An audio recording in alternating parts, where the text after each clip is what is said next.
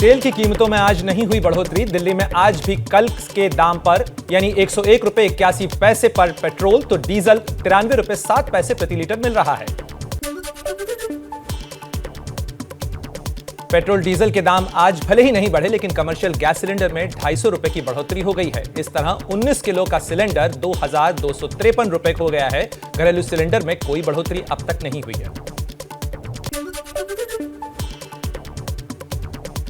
Petrol gas के अलावा भी कई ऐसी चीजें हैं जो आज से महंगी हो रही हैं। पैरासिटामोल जैसी करीब 800 जरूरी दवाएं आज से महंगी हो गई हैं। दवाओं की कीमतों में आज से 10% से ज्यादा की बढ़ोतरी हो गई है। आज से ईपीएफ खाते में 2.5 लाख रुपए से ज्यादा की रकम जमा करने पर ब्याज लगेगा। अब इनकम टैक्स भी लगेगा। हालांकि सरकारी कर्मचारियों के लिए यह सीमा 5 लाख रुपए की है।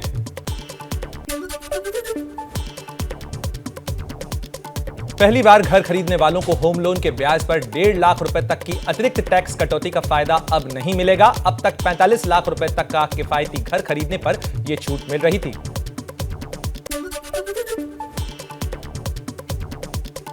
म्यूचुअल फंड में अब सिर्फ यूपीआई या नेट बैंकिंग के जरिए ही निवेश हो सकेगा। चेक, बैंक ड्राफ्ट वगैरह से निवेश नहीं कर सकेंगे। आज से डिजिटल या क्रिप्टो करेंसी बेचने से हुए फायदे पर 30% टैक्स चुकाना होगा। पैन और आधार लिंक नहीं करने वालों को आज से पेनल्टी भी लगेगी।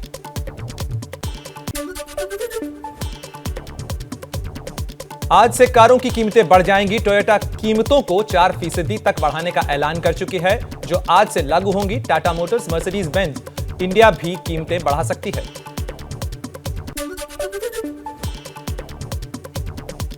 दिल्ली के तालकटोरा स्टेडियम में सुबह 11 बजे पीएम मोदी का परीक्षा पर चर्चा कार्यक्रम। दिल्ली, एनसीआर, यूपी, हरियाणा के 1000 बच्चे शामिल होंगे। कार्यक्रम का लाइव प्रसारण भी होगा।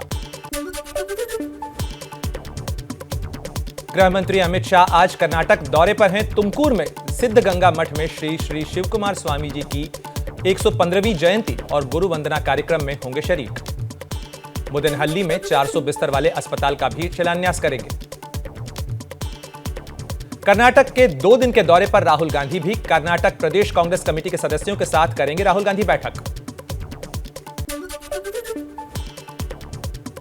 यूक्रेन से युद्ध के बीच आज भारत दौरे पर रूस के विदेश मंत्री सर्गेई लावरोव आज दिल्ली में विदेश मंत्री डॉक्टर एस जयशंकर से करेंगे मुलाकात। नेपाल के प्रधानमंत्री शेर बहादुर देउबा का आज से 3 दिन का भारत दौरा। कल पीएम मोदी से मुलाकात करेंगे। वाराणसी भी जाएंगे देउबा। तमिलनाडु के मुख्यमंत्री एमके स्टालिन आज दिल्ली में सीएम अरविंद केजरीवाल से मिलेंगे। दिल्ली के सरकारी स्कूल और मोहल्ला क्लिनिक का दौरा करेंगे स्टालिन।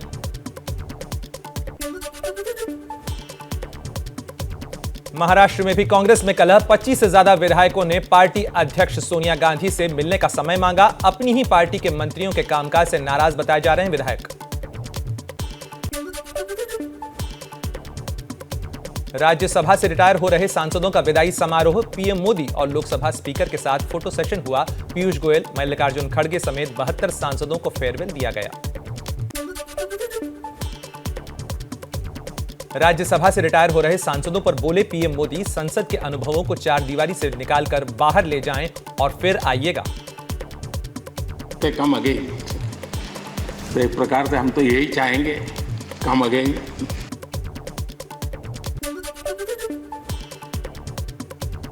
लोकसभा में सोनिया गांधी का बीजेपी पर हमला। बोली, कुछ साल पहले लोग मनरेगा का मजाक उड़ाते थे। कोरोना काल में उसी मनरेगा ने सरकार के बचाव में सकारात्मक भूमिका निभाई। काम के 15 दिनों के भीतर कामगारों को मजदूरी का भुगतान सुनिश्चित हो। दिल्ली हाईकोर्ट से चिराग पासवान को झटका। कोर्ट का रामविलास पासवान को आवंटित सरकारी बंगले के मामले में दखल से किया इनकार। सरकारी बंगले से बाहर हुए चिराग पासवान। दिल्ली में सरकारी अधिकारियों ने बंगला खाली करवाया। चिराग के पिता रामविलास पासवान को आवंटित था बंगला। चिराग खाली करने के लिए और समय चाहते थे। आज नहीं तो कल हम लोग को ये खाली करना था। बस सिर्फ तरीके से थोड़ा सा मुझे एतराज़ है, बाकी कोई दिक्कत नहीं है। पिताजी की बहुत खूबसूरत यादें हैं और उनका आशीर्वाद है। सीएम योगी दोपहर बाद अयोध्या दौरे पर जाएंगे। दूसरी पारी में पहला अयोध्या दौरा। अयोध्या के बाद सिद्धार्थनगर, वाराणसी भी जाने का प्लान है। यूपी के सीएम योगी आदित्यनाथ का बड़ा ऐलान, 100 दिन में 10,000 युवाओं को नौकरी देने की घोषणा की। यूपी के पूर्व मंत्री मोहसिन रजा को मिली नई जिम्मेदारी। योगी सरकार ने हज कमेटी का चेयरमैन नियुक्त किया। मोहसिन रजा ने कार्यभार संभाला। यूपी के डिप्टी सीएम ब्रजेश पाठक ने लखनऊ सिविल अस्पताल का औचक निरीक्षण किया। अस्पताल में खराब व्यवस्था देखकर नाराज हुए। व्यवस्था ठीक करने के दिए ब्रजेश पाठक ने आदेश। यूपी में भ्रष्ट अफसरों के खिलाफ सीएम योगी का एक्शन। भ्रष्टाचार के आरोप में सोनभद्र के डीएम के बाद गाजियाबाद के एसएसपी पवन कुमार सस्पेंड किए गए।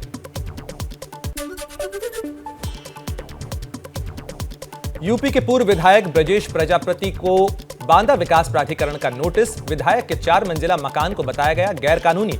मांगा जवाब। बीजेपी एसपी में शामिल हुए थे ब्रजेश प्रजापति। नहीं रुक रहा योगी सरकार का बुलडोजर। नोएडा सेक्टर 75 के गोल्फ सिटी सोसाइटी में अवैध निर्माण पर चलाया गया बुलडोजर। सोसाइटी के बाहर अवैध दुकानों पर भी हुई कार्रवाई।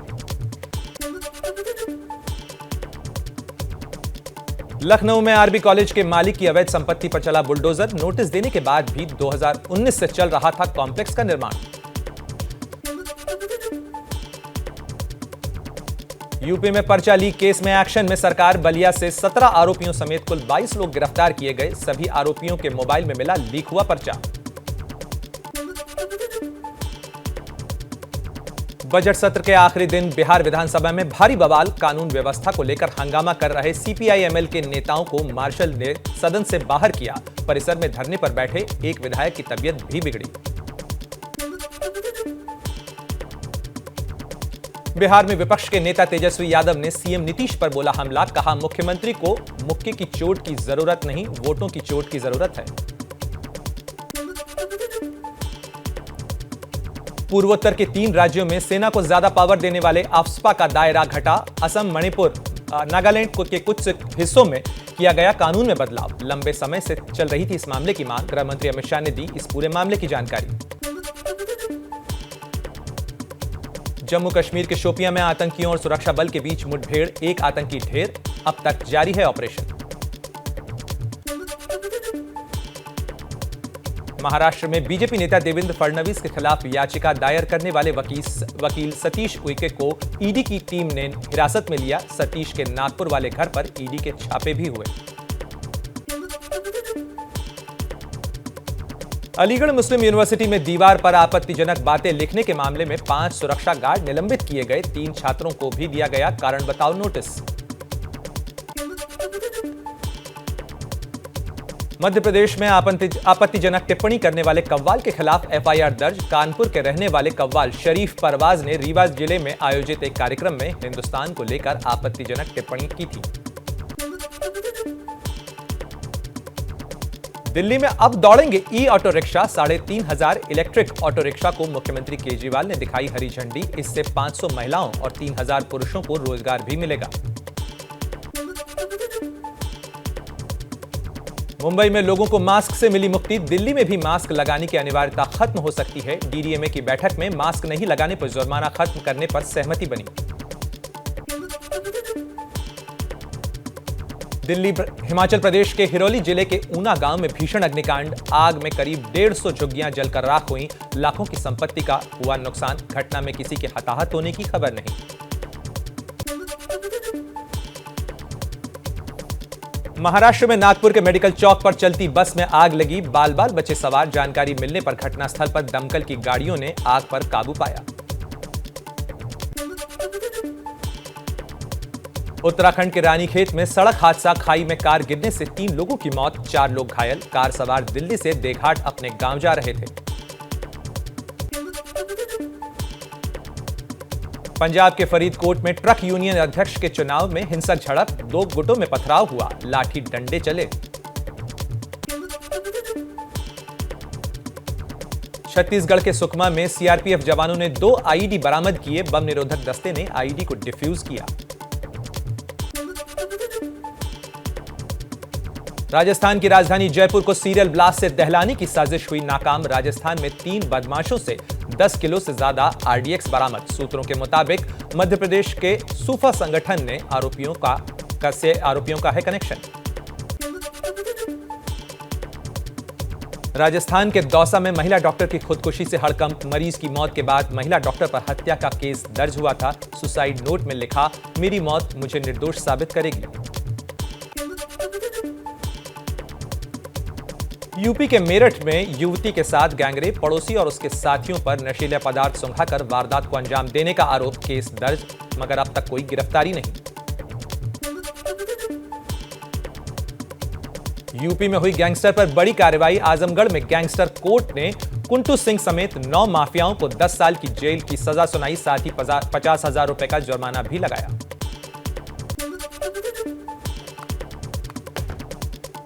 पटना में आज से नहीं चलेंगी डीजल बस और auto rickshaw. Bihar transport division के फैसले से बस और ऑटो ड्राइवर्स की बढ़ी चिंताएं। श्रीनगर के टूलिप गार्डन के पास कश्मीर के पारंपरिक खाने पीने के सामान का फूड फेस्टिवल आयोजित। पर्यटक ले रहे हैं लजीज व्यंजनों का मजा। कश्मीरी ट्रेडिशनल खाना जो भी है, कश्मीर का कल्चर है, यहाँ पे नून चाय से लेके वाजवान तक सब हम यहाँ पे शेयर कर रहे हैं। पहली बार देखा और कश्मीर का ब्यूटी और फूड के साथ बहुत मिंगल होता है।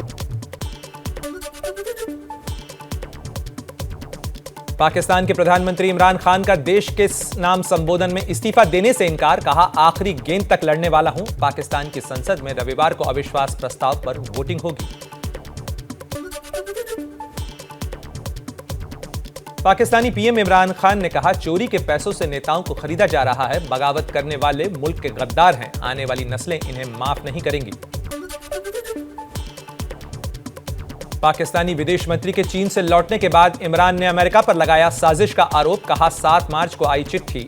अमेरिका ने आरोपों को किया खारिज। इमरान खान ने अपने संबोधन में पीएम मोदी का भी जिक्र किया। कहा, नेपाल में नवाज शरीफ छुप छुप कर पीएम मोदी से मिलते थे। एक किताब में नवाज शरीफ से मोदी के मिलने का जिक्र। इमरान खान के संबोधन पर पीएमएल नेता मरियम नवाज का निशाना। कहा, साबित हो गया है इमरान कुर्सी के लायक नहीं है। पाकिस्तान में विपक्ष के नेता शहबाज शरीफ ने कहा, पाकिस्तान में लगातार संविधान और कानून की धज्जियां उड़ाई जा रही हैं। इमरान खान को पद पर रहने का कोई हक नहीं। इमरान को विदेशियों से फंड मिला। इमरान घर तक में भ्रष्टाचार है।